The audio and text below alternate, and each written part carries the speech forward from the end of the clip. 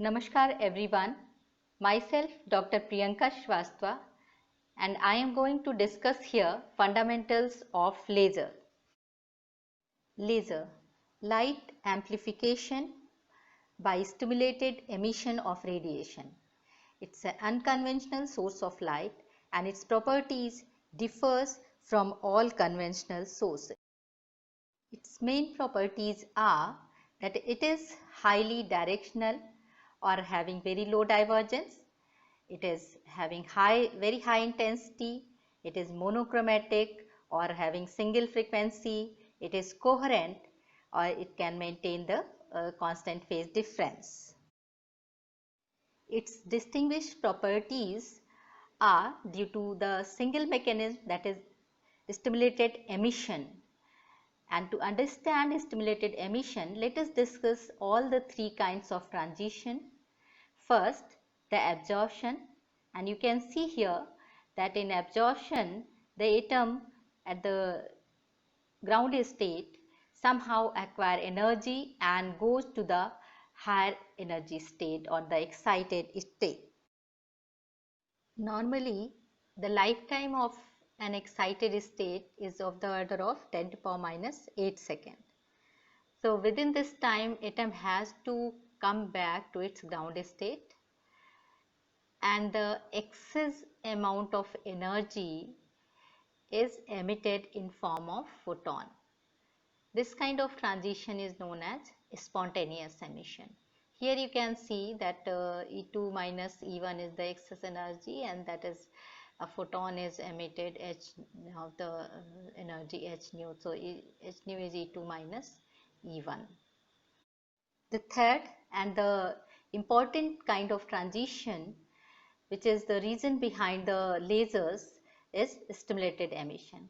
And it was predicted by Einstein. Einstein predicted that when an incoming photon can interact the atom into its ground state and causing absorption, it can similarly interact with the atom in excited state and force the atom to transit to the lower state. And the excess amount of energy is emitted in form of photon. This kind of emission is under the influence of the external photon, and that is the forced kind of emission or the stimulated emission. But the distinguished feature with this emission is that all the emitted photon bears the characteristic of inducing photon or the incoming photon. And we can see here that the incoming photon is interacted with the one excited atom, and now we have two photon of the same kind. And now these two photon again interacted with the two excited atom, and now we have four of the same kind. And again they are interacting with the four excited atoms, and now we have 8. And in this way the process goes on. So this is a cumulative phenomena, and in this way we have a large number of stimulated emission. So this is the main reason behind the high intensity, unidirectional, monochromaticity and coherency, all these property of the lasers.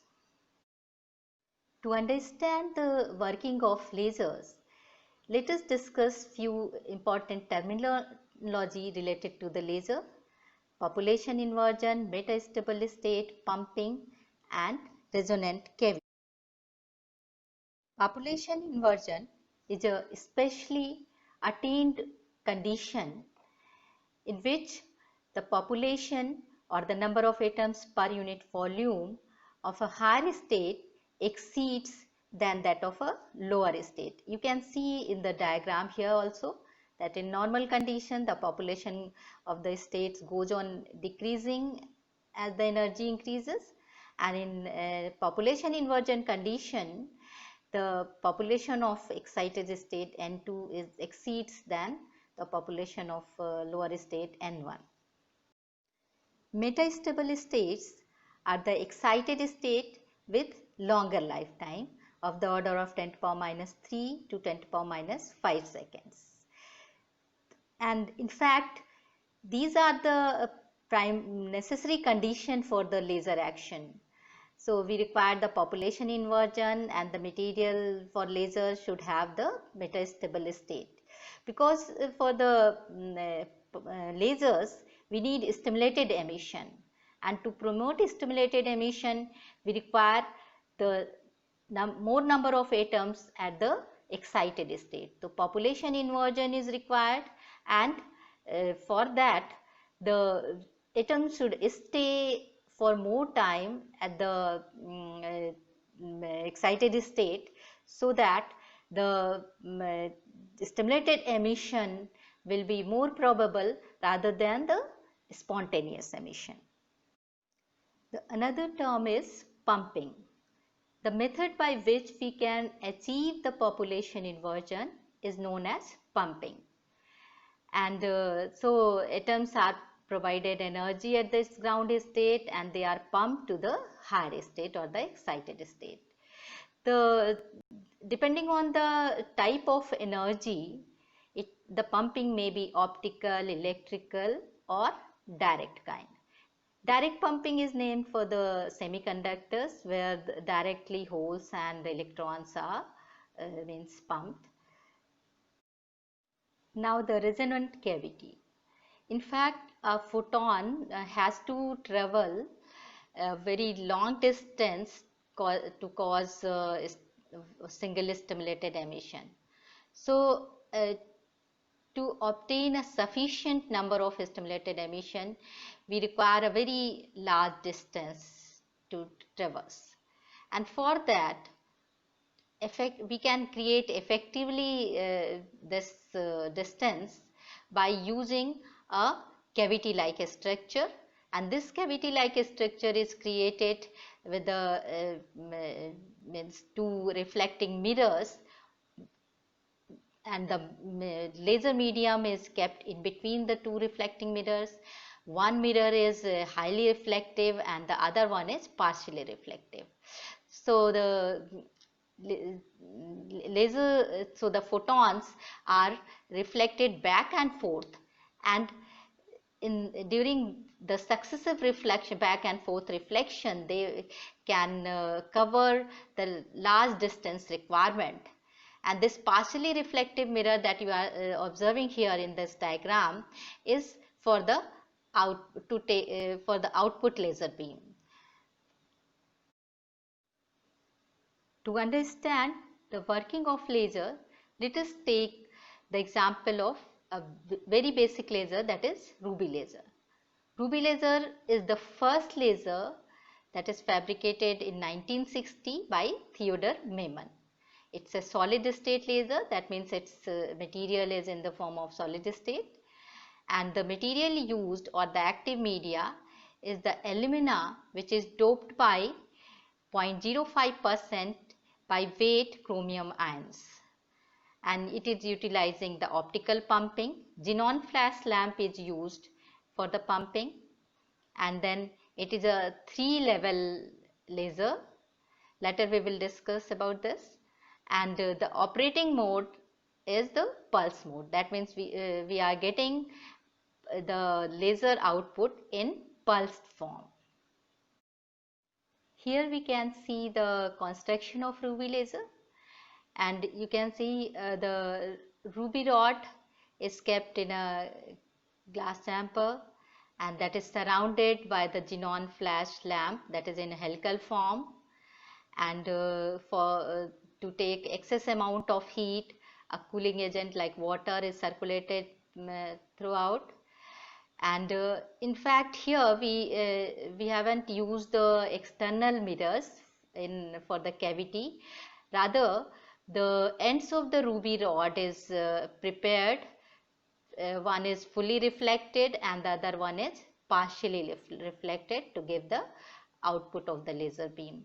One more thing with this is that the ends are coated, or the mirrors are coated with such a material that it is highly reflective for the laser wavelength and highly absorptive for all other undesired wavelengths.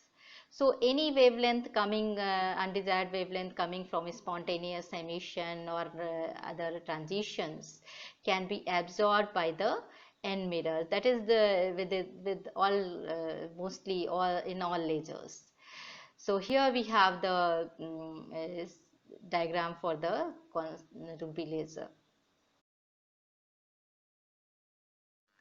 The working of the laser can be explained by the energy level diagram, and here we can see this is the energy level of chromium ions in Ruby laser. Actually, the chromium ion are the actual responsible thing, or known as active centers for the laser action. It is the energy level transition of chromium ion by which we are getting the laser emission, while the alumina is acting as a host material. So that's why we have taken alumina doped by chromium ions in Ruby laser as the laser medium or the active medium. Now here we can see that E1 is the ground state, and mostly the atoms are in the ground at the ground state, and E3, E3 dash are the two excited states, and here they are in fact the broad energy range, or we can call them the absorption bands.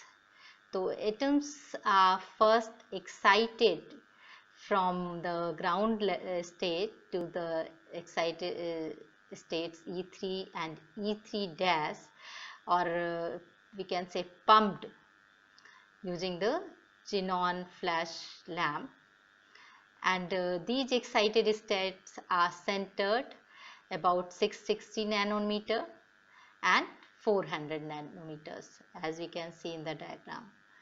Now from E3 and E3 dash, the atoms are falling to the metastable state E2, as E3 and E3 dash are the normal excited state. So from there atom can transit to a lower state E2, and this is a non-radiative transition. And then E2 is a metastable state, so atom can stay here for a longer time, and then we have the accumulation of atoms here, and as the large number of atoms are pumped to the E3 and E3 dash from E1, then they are falling to E2, and a condition is achieved when the number of atoms per unit volume at E2 is higher than that of E1, or we can say the population of E2 exceeds than E1. So this is the population inversion condition, and as the population inversion condition is achieved, any spontaneously emitted photon can trigger the laser action or can induce the stimulated emission. And here the thick line in the diagram that represent the stimulated emission, and that is of the wavelength 694.3 nanometers, and that is 694.3 nanometers, which is in red region. So we are having the red wavelength from this Ruby laser, and here one thing should be clear, that we have to pump the atoms from the ground state E1 up to E3 and E3 dash. So and as the ground state is sufficiently populated, most of the atoms are normally in the ground state, so we have to use a large amount of pumping power. So that is one of the limitation with Ruby laser, that it requires a very large amount of pumping power so that it can pump the atoms from the ground state to the excited state. And another thing is, why we require a large amount of pumping is that we have to again maintain the population inversion condition between E2 and E1. Again, E1, that is the ground state, is the lower laser level and E2 is the upper laser level. In between these two states we are getting the laser action or laser transition.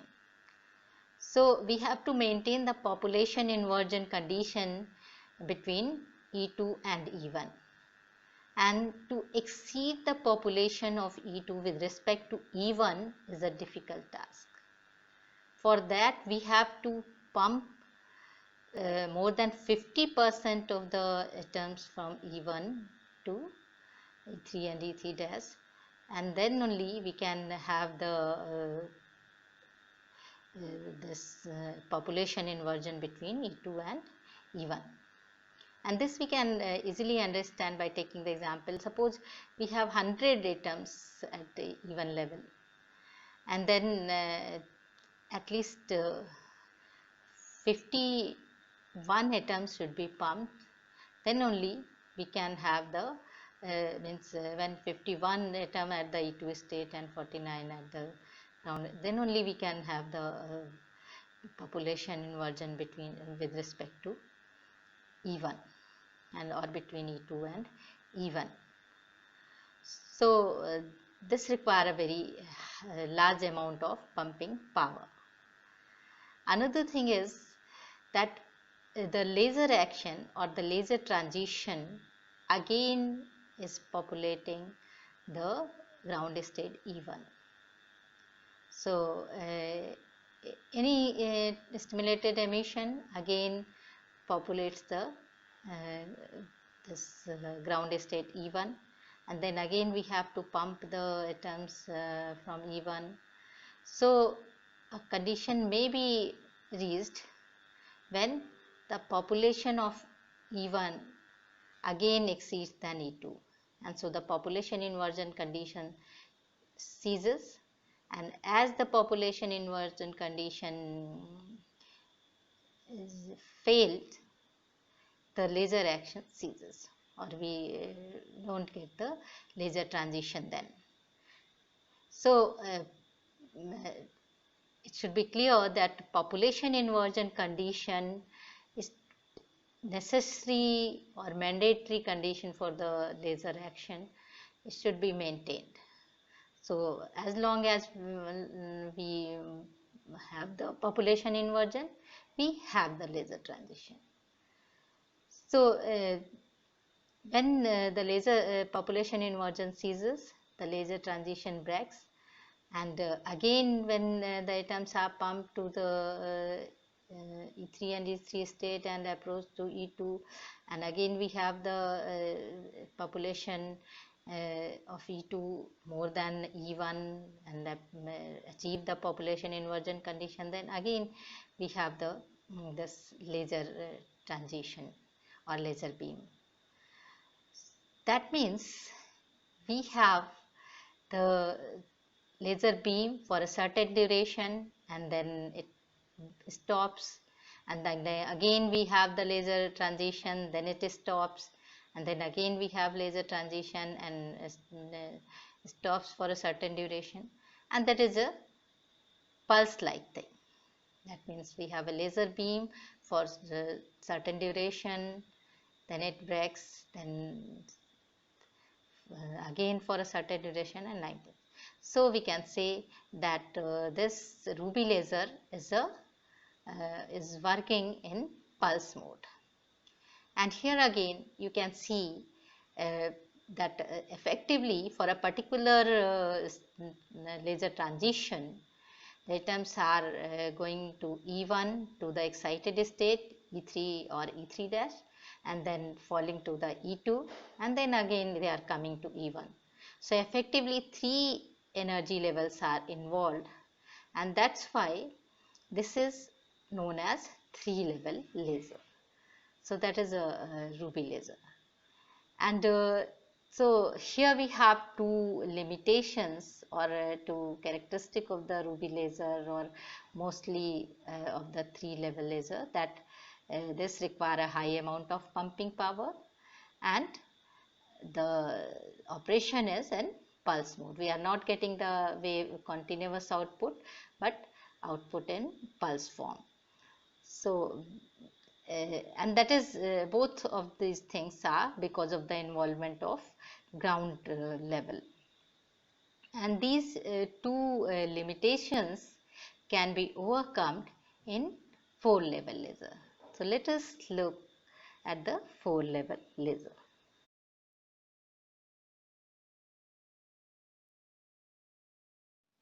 As we have discussed earlier that Ruby laser is a 3 level laser. That means the effectively energy level effectively involved are 3 for the laser transition. And now here we have the energy level diagram for the 4 level laser. Here the ground state E1, the atoms are pumped from the ground state E1 to the excited state E4.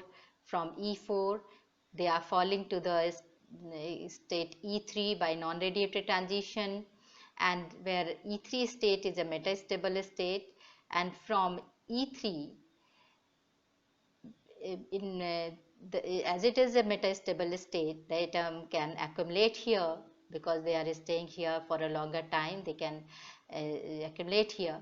And as E2 is also an excited state, we can easily maintain the population inversion condition between E3 and E2, because as few number of atoms come to the E3 state, we have the condition that number of atoms in the state E3 is larger than E2, and that is the population inversion.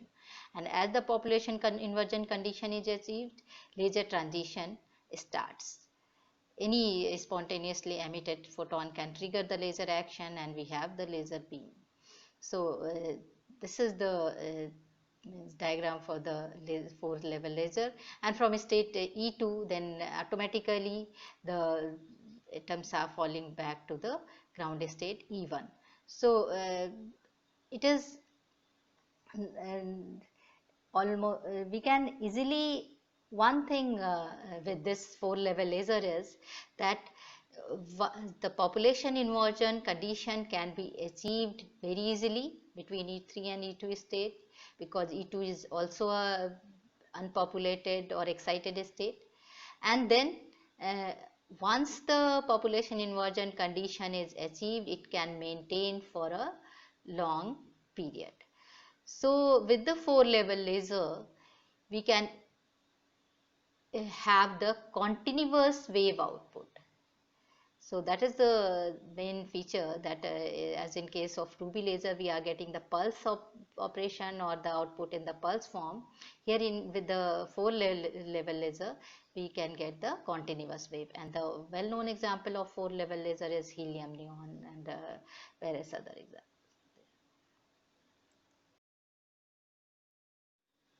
Now the application fields. We can see lasers everywhere. In health sector, defense, industry, communications, sensors, holography. Everywhere we can have the lasers. It has enormous application. In fact, we can say unlimited application. In our daily life, we can see lasers. In health sector, we have lasers both for diagnostic and for treatment purposes.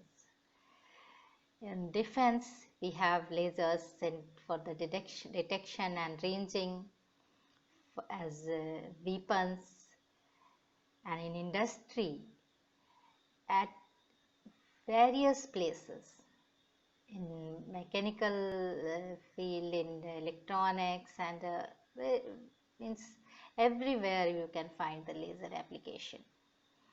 You are observing the optical readers, OMRs, and all that things, CD writers, and everywhere you have the lasers. In IC fabrication we have the lasers. And now your additive manufacturing, or this 3D printing, you can say, is also depending on the lasers. So the latest technologies are also depending on the lasers. Your holography is depending on the lasers. Various sensors are using lasers. And in communication, we have this optical communication is totally based on lasers, and in fact theory is space communication. That is means we can't think space communication without lasers. So we means it has unlimited application. So everywhere we have the lasers, and that is why this is a indispensable tool.